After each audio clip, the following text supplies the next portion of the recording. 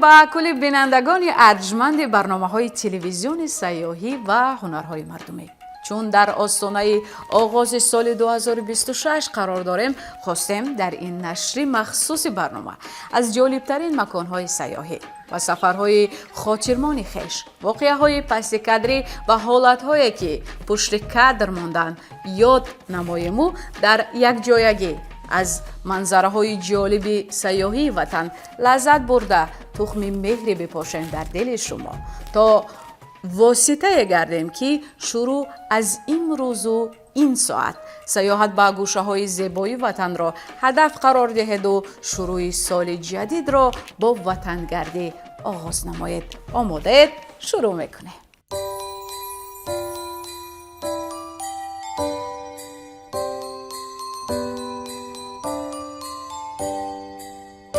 نکهتی تازه فصل زمستان در آغوش کوه‌های سر به فلک کشیده پر از برف. اینجاست سفید دره. صمیمانه درود میگوییم بینندگان ارجمند تلویزیونی سیاحی و هنرهای مردمی. با مجمع ورزشی سیاحی سفید دره آمده ایم تا تپش نبض زمستان حقیقی را به شما نشان دهیم. با ما باشید. رفتیم. در این برنامه بیا ببین ما از امکانیت‌های سیاحی مجمع ورزشی لیژرانی سفید دره که در دهه سفیدارک 60 کیلومتر شمالتر از پایتخت کشور شهر دوشنبه در حدود ناحیه ورزاب جایگیر است دیدن نموده از ظرفیت‌های سیاحی این گوشه زیبا منظر کشور خاطره‌های جالب برداشت نموده.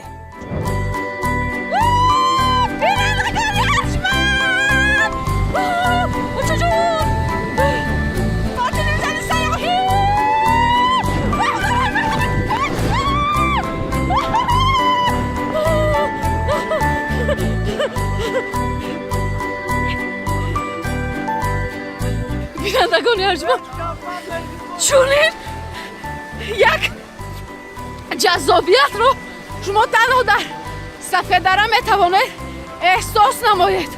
حسیاتی ناگفتنی با سفید دره بیایید.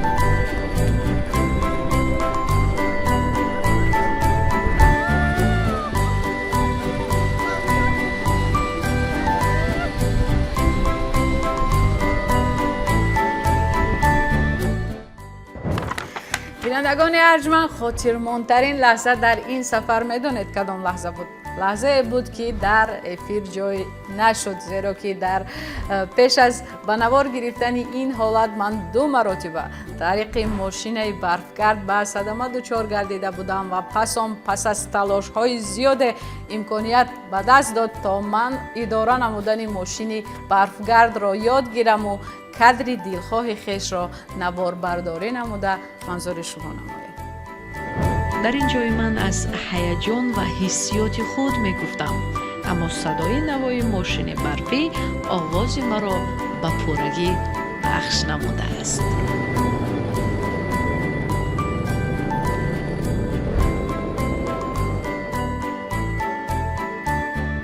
خلاص مجمع لیژرانی سیاحی سفید دره مکانی است که شما می توانید زمستان واقعی را در اینجا با تمام شکوهش احساس نمایید. یعنی دیگر بهانه نیست برای خواب زمستانه و تعطیل زمستانه، چون که زندگی آبی روان است و باید ما هم همه وقت در حرکت باشیم تا زندگیمان را پر از نزاکت و زیبایی ها نماییم. و امروز در تمام گوشه و کنار کشور امکانیتی هست تا ما وطن را در همه فصلهای سال بگردیم و از همه فصلهای دیدنی باب کشورمان لذت ببریم.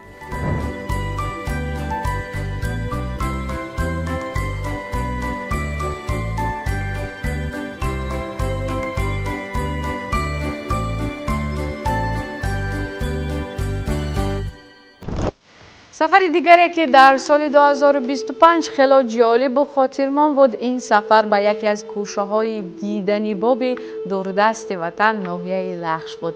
در این سفر با توانستیم در آغاز فصل تابستان زمستان را دریافته مراتبه اول زیباترین منظره دیدنی باب یک کل معجزه‌ناک وطن که چون لاجورد قیمت بها در دل کوههای سر به افلاک نهان است منظور بینندگان سازیم. بینندگان ارجمند، حالا برای شما منظره را پیشنهاد خواهیم کرد که نظیرش را ندیده اید. با صمیمیت زیاد شما را به تماشای بهترین، زیباترین و جذابترین کولی کبود دعوت می نماییم. مرحبا! کولی کبود در مساحت بیش از 40 هکتار جایگیر بوده. چقوری لب ساحلیش 55 متر است. آن از مرکز ناحیه لخش 30 کیلومتر دورتر جایگیر است. از دیگر کول‌ها با خصوصیت‌های به خود خاص به کولی فرق می‌کند. آب کول در همه فصل سال رنگ و سردی خود را عوض نمی‌کند. این کول برای مردم محلی این دیار ارجمند است. این است که پی موجودیت آن روایت‌های جالب مردمی را به هر گونه می‌توان شنید. یک نکته جالب در تهیه این برنامه این بود که برای گرفتن یک استنداپ ما نیم ساعت گذشتن رمه چوپان‌های محلی را انتظار شدیم. بینندگان ارجمند، کولی کبود در بلندی زیاد است 2000.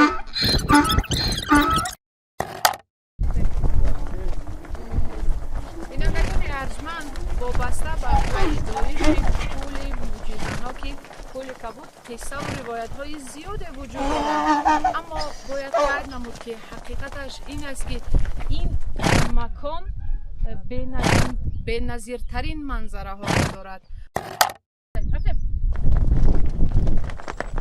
بینندگان ارجمند، عین حال ما در بلندی بیش از 3,500 متر از سطح بحر قرار داریم و باید گفت که منظره بی‌نظیر دارد این مکان و کولی کبود طبق معلوماتی به دست آورده جایگیر است در بیش از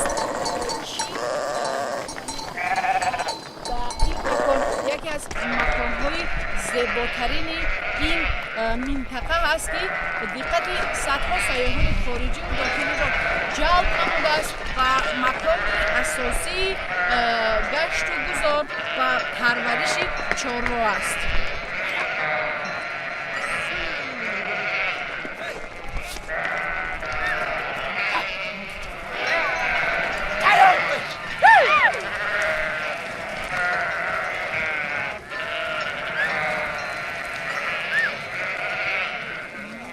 باید بگویم که راه کولی کبود خیلی مشکل گذار و وزنین است.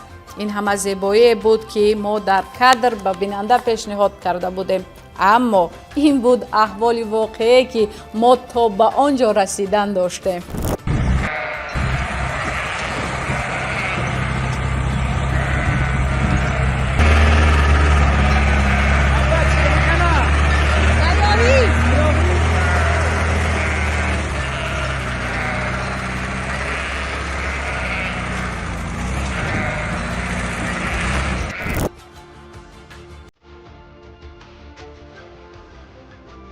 با نظاره این منظرهای دیدنی و دلچسب رسیدیم به دامان ترمه‌های دلسرد که غم بند کردن راه ما را نداشتند. گرچند که سفر ما به این جای در آخر ماه می و اول ماه ایون راست آمد، ترمه‌های عظیم زمستانه تا به حال آب نشدند. هنگامی که راننده ما با جرأت زیاد و اراده استوار برای گذشتن راه خوفناک تصمیم داشت، ما گروه ایجاد تصمیم گرفتیم که چند فرسخ پای پیاده راه رفته از شهد شیرینی طبیعت بیغش لذت ببریم و نمای این منظره عالی جناب را منظور شما بینندگان ارجمند نماییم تا درک نماید که این وطن چگونه زیباست.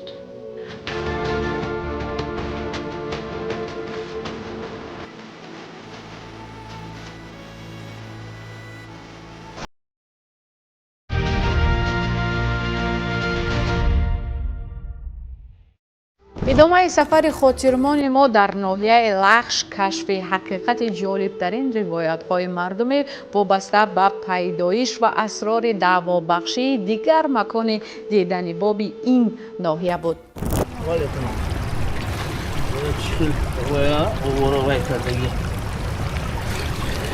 او 5-10 minutda این او علاقه جوش آمدگی است؟ علاقه 80 رسید جوش آمدگی میمونی گرد بعد 10 minutda تیاره او چای تیاره این کور آلاتون رو بینین که شکر وای کردگی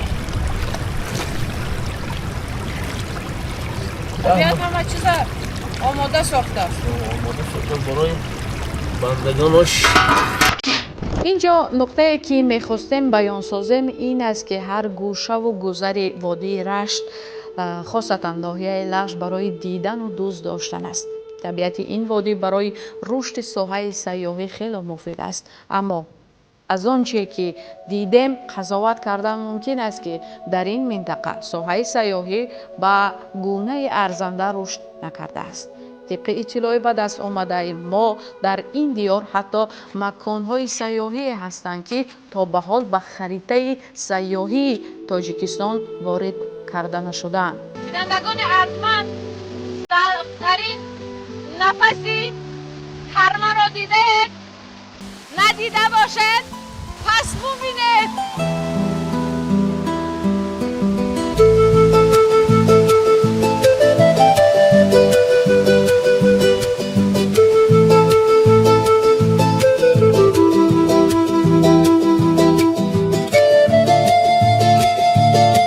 از روی شنیده ها این انبوه بزرگ برف قریب نیم عصر عمر دارد.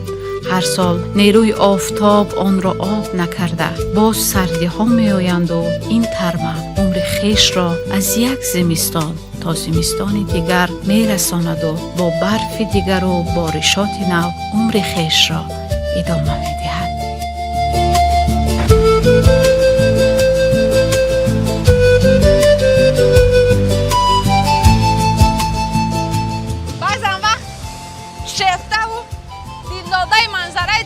میشوی که خود نمیدانی چگونه میروی، بعد بازگشت مشکل میشود. این است پای گرمی طبیعت. این نمود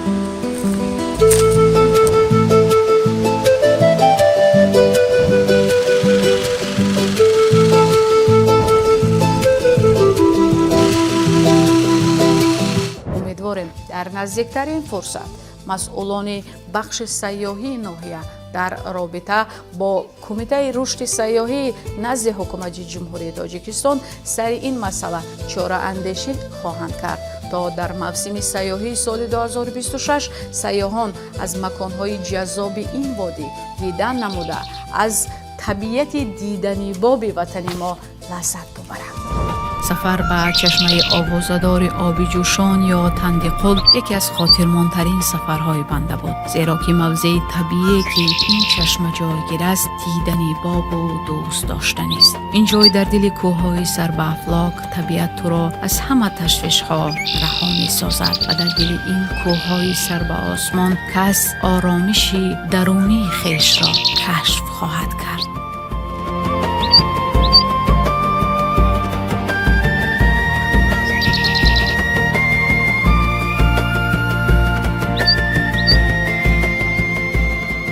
سفر جالبترین دیگر که از هنر و فرهنگ و طبیعت ناتکرار دیگر گوشه وطن لذت بردیم این سفر به شهر باستانی کولاب بود.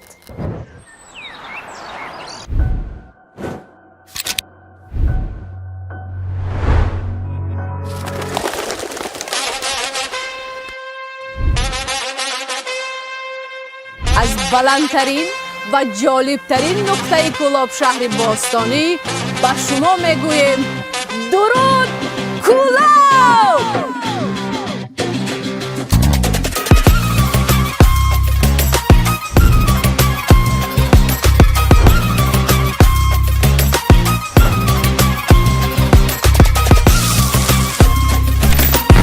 با ننگی وطنه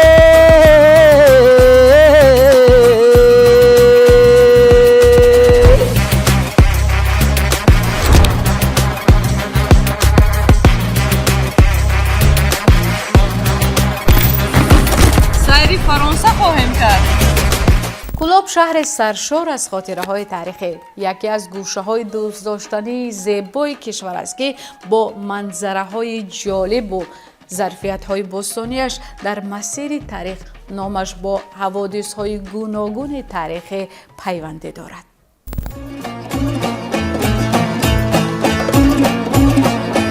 کلوب شهر سرشار از خاطره‌های تاریخی، یکی از گوشه‌های دوست داشتنی تاجیکستان است که با منظره‌های جالب و ظرفیت‌های باستانیش در مسیر تاریخ نامش با حوادث‌های گوناگون تاریخی پیوند دارد.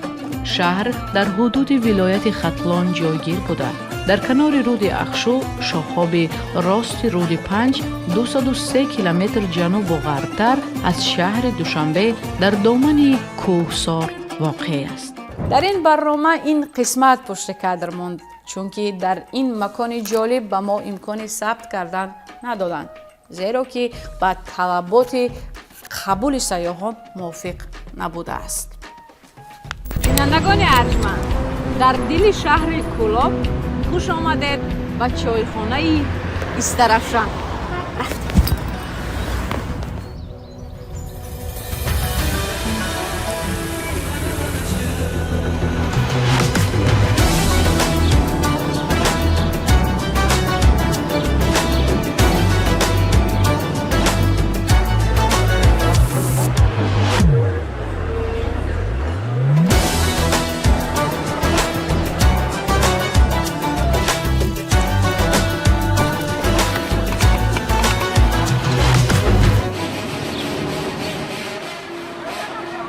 چایخانه استرافشان مکانی جالب و فرح بخش است برای نفرانی که می‌خواهند طعم چای باباگی را احساس نموده در فضای صنعت معماری هنرمندان چیره‌دست با نوای شرقیانه و هوای فرهنگ و هنر ملی لذت برند.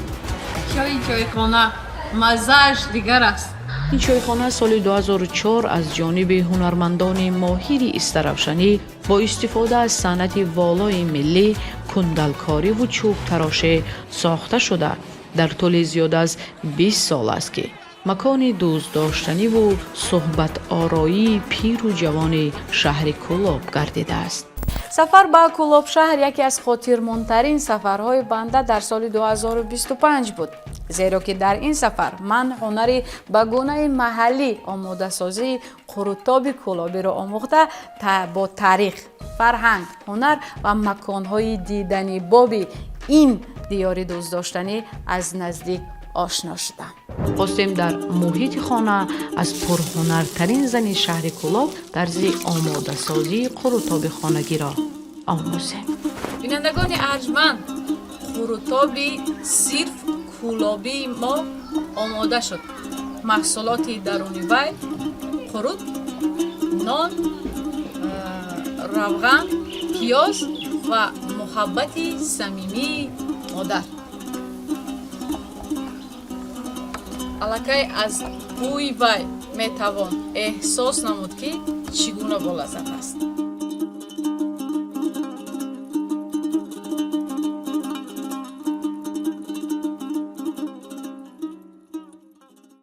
بینندگان ارجمند، این انجام برنامه بیابوبین کلوب بود، نه انجام سفرهای ما، چون که پس از این سفر راه به سوی بام جهان داشتیم و باید بگویم که سفر به بدخشان دریچه فهمش های ما را به دنیای دیگری برد.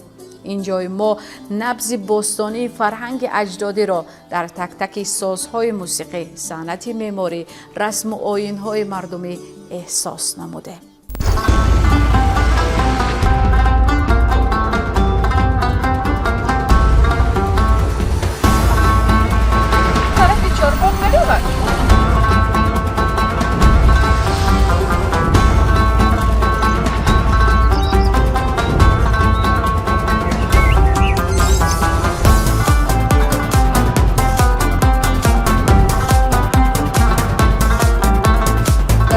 دنیا بلوچستان رو با فرهنگش رو میشناسه.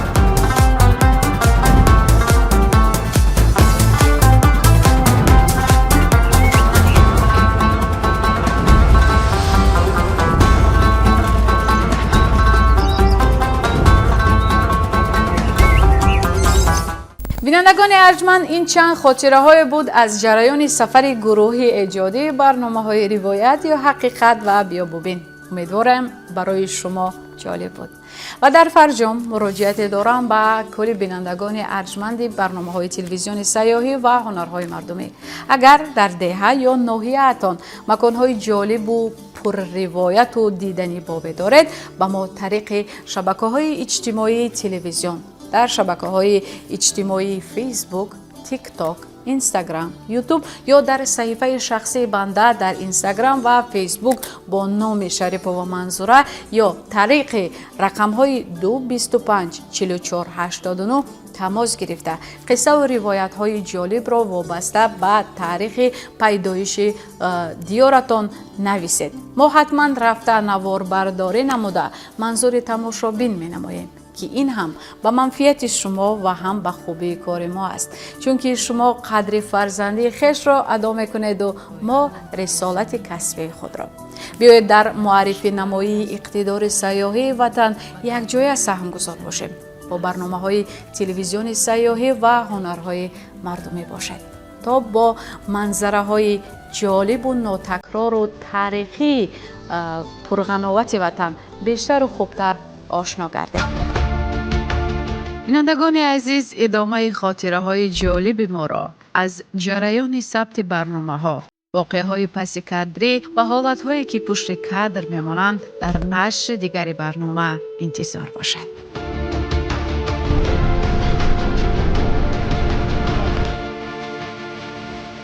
با برنامه های تلویزیون سیاحی و هنرهای مردمی باشد. چند لحظه با شما بودم. بنده منظور سعید شاهزاده، نواربردار سعید احمد سعیدوف، کارگردان علی خانی شریف خان و چند دست اندرکارانی که پشت کادر میمانند اما سهم ارزنده دارند در جالب نمایی برنامه های تلویزیون سیاحی و هنرهای مردمی. در این برنامه میگوییم با شما بدرود تا درودهای دیگر. تن صحت، خوش روز بمانید. بینندگان دوست داشتنی تلویزیون سیاحی و هنرهای مردمی، خیر.